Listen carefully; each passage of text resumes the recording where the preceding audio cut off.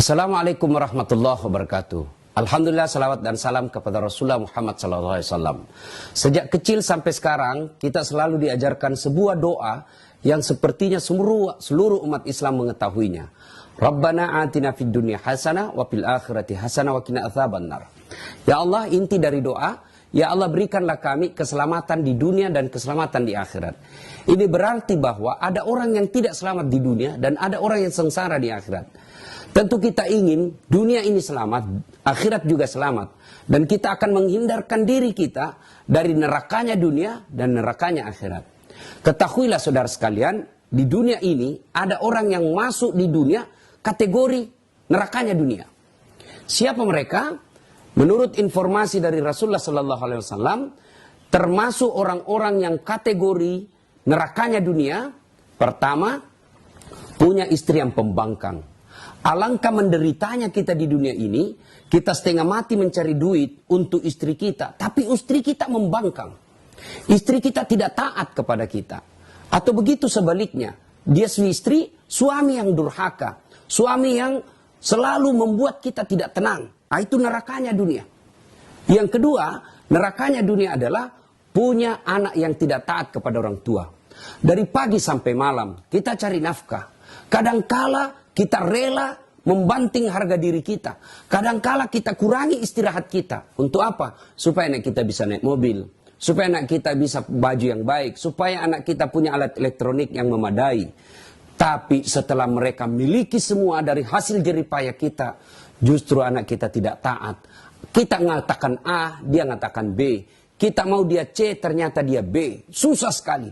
Maka jangan heran ketika orang ketemu, beberapa tahun berpisah lalu dia ketemu, yang ditanya berapa mobilmu? Bukan. Berapa rumahmu? Bukan. Tapi yang ditanya berapa anakmu? Kenapa? Karena memang anak itu sumber kebahagiaan kita di dunia. Tapi anak yang durhaka adalah sumber penderitaan di dunia. Yang ketiga, nerakanya dunia adalah punya harta yang tidak bermanfaat. Artinya harta yang tidak bermanfaat itu harta yang kita miliki banyak. Segalanya kita miliki, tapi harta ini makin hari makin membuat kita dosa kepada Allah. Makin hari membuat kita jauh dari Allah Subhanahu wa taala. Duit yang kita punya kita pakai maksiat. Duit yang kita punya kita pakai selingkuh. Duit yang kita punya kita pakai berjudi. Ini nerakanya dunia. Banyak orang punya duit, tapi duit yang dimiliki tidak membuatnya dia bahagia, justru semakin membuat dia gelisah. Dia tidak bisa hidup dalam kamar yang ber-AC dan empuk. Dia tidak bisa tidur di atas mobil yang mewahnya. Tapi justru dia hanya sengsara dengan harta yang dimiliki itu.